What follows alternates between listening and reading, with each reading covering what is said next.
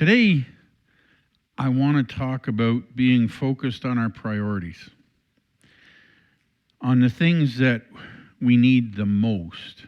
I learned this week why lion tamers carry a stool. They have other tools at their disposal, of course, but they always carry a stool, and it's considered the most important tool to the trainer. He holds that stool and he thrusts the legs toward the face of the lion. And we're told that the animal tries to focus on all four legs at once. A kind of paralysis kind of overtakes the animal, and it becomes tame and weak and disabled because its attention is fragmented. I learned that and I went, wow, that sounds a lot like humanity. That sounds a lot like us as people. I mean, think about it. How often do you head for the kitchen because you're going to get a fork to eat your lunch, and on the way there, you see the dirty tea towel, so you pick it up and go to the laundry room, and when you're in the laundry room, you see that craft project you started multiple months ago, so you pick it up and head back to another room, and on the way there, you find something else you haven't done, and you pick it up, and by the time you get back to the living room, you've forgotten the fork that you were going to get for your lunch. That is humanity. We become fragmented. I mean, our silly cat runs around and around the house and then all of a sudden sees the fan and it's like, fan. It's the only thing that catches their attention. Jesus only lived 33 years or about that. It doesn't seem to matter how long we live. Our lives, in many ways, to those that love us, seem short. He might have been tempted. There was so much for him to do. He might have been tempted to do one thing and run to the next or get sidetracked. But he found a way to prioritize his time by day and by the hour. Scripture today, Mark 1, starting at verse 35. Mark 1, starting at verse 35. And it says this: "And rising very early in the morning, while it was still dark, he departed and went out to a desolate place, and there he prayed. And Simon and those who were with him searched for him, and they found him and said to him, 'Everyone is looking for you.' And he said to them, 'Let us go on to the next towns, that I may preach there also, for that is why I came out.' And he went throughout all Galilee, preaching in their synagogues and casting out demons." See, the night before, Jesus had put out a lot of energy in healing. Have you ever had one of those days where you maybe haven't done anything, but the people around you seem to suck the energy right out of you? They take everything you have. Well, that's the way it was the day before. In fact, in Mark 1:32, it says, "That evening at sundown, they brought to him all who were sick or oppressed by demons, and the whole city was gathered together at the door. And he healed many who were sick with various diseases and cast out many demons. And he would not permit the demons to speak because they knew him." Before that, he'd already cast out a demon in the synagogue. He'd already healed Peter's mother-in-law. And yet that night, people came. See, he was intentional. He planned when he would pray. He planned when he would get alone with his Father in the night. And he continued to pray until they found him. He departed and went out to a desolate place, and there he prayed. What did he pray? Well, he was talking to his Father. He was finding out what his Father wanted.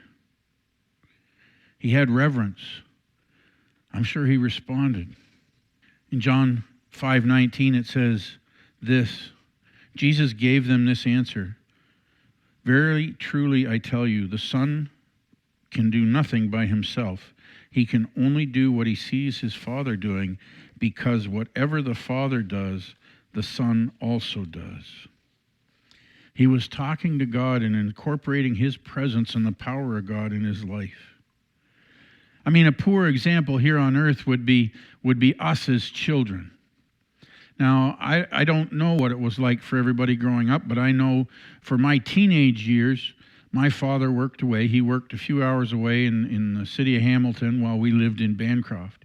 And during the week, it was expected that I would take care of many of the things around the house or the farm. In the wintertime, there were wood stoves to be filled, and there might be wood to be chopped. There was water to be brought in. There were cars to keep running. There were all sorts of things. And during the week, you just did that stuff. You knew that that was the lineup of activities. But when Dad was home on weekends, a different thing happened. Because on the weekends, he had specific projects. He had specific things he wanted to get done, and he needed help doing it. But you found out about those by sitting down and having a conversation with him. Because he'd say, listen, we got to plan out the day. We got to plan out our wood cutting. We have to build a new shed. We have to do this. We have to do that. We need to take somebody into town. But the only way I could find out what the special projects were, what Dad really wanted done, was by sitting down with him and listening to what he had to say. So it was with Jesus. So it is with us. We can know on a daily basis that in general, we can always remember, love the Lord your God with all your heart, mind, soul, and strength, and love your neighbor as yourself. All the law and the prophets hang on these two commandments. We can remember that. But God may have other things for you to do that he needs you to sit down and hear him speak. So Jesus goes into the Father's presence so we can hear him speak.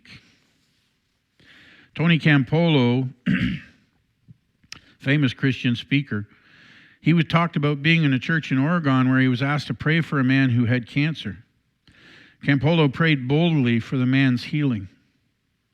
The next week he got a telephone call from the man's wife, and she said, "You prayed for my husband. He had cancer." He thought when he heard her use the past tense verb that his cancer had been eradicated, but before he could think much about it, she said, he died. Campolo felt terrible, but she continued, "Don't feel bad." When he came into that church that Sunday, he was filled with anger. He knew he was going to be dead in a short period of time, and he hated God. He wanted to see his grandchildren and children grow up. He was angry that this all-powerful God didn't take away his sickness and heal him. He would lie in bed and curse God. It was an awful thing to be in his presence. And then she went on and she said, after you prayed for him, a peace and joy had come to him. The last 3 days have been the best days of our lives. We've sung, we've laughed, we've read scriptures, we prayed. Oh, they were wonderful days, and I called you to thank you for laying your hands on him and praying for healing. And then she said this, he wasn't cured, but he was healed. How many times could we bring that to someone if we've been connected to the Father? Sometimes our priority needs to be the people around us. Why do people seek Jesus, though?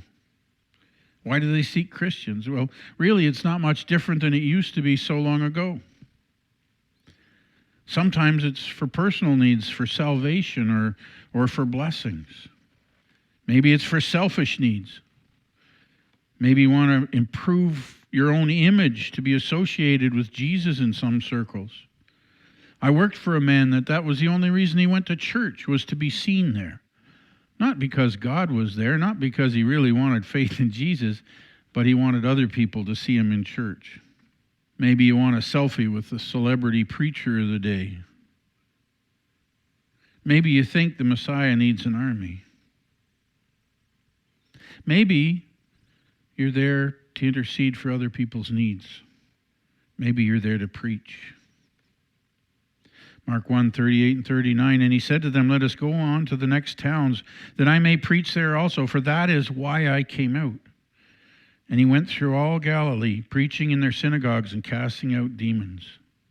See, if we'll connect to God, we need the gospel. We need the good news, but so does everybody else.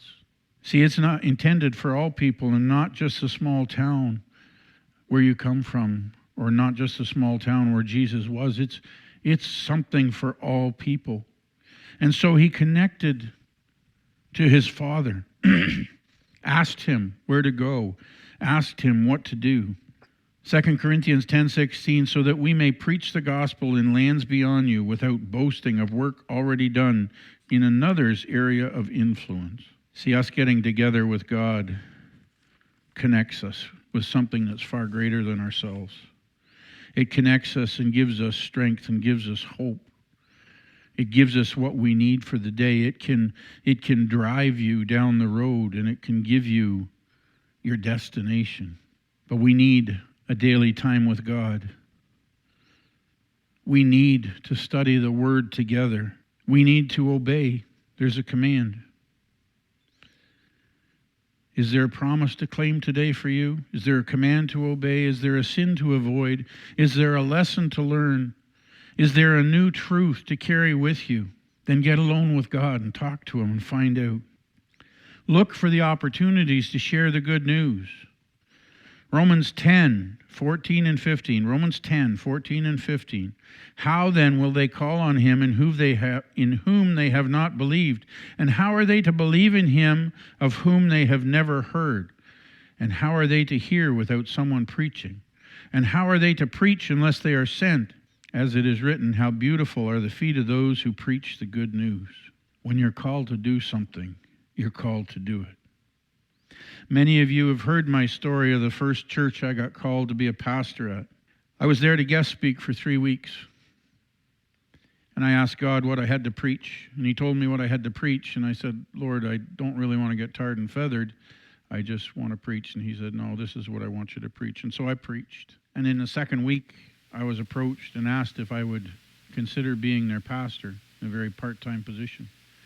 And I said, no, not on your life. And I gave them all the reasons why I couldn't be their pastor. Very human reasons, I'm sure. And that following Tuesday, as I was doing my devotions, as I was taking some quiet time with God, a gentle voice came to me and said, son, when I send you to do something, I expect you to do it. And I said, not that church, Lord. And He said, when I send you to do something, I expect you to do it.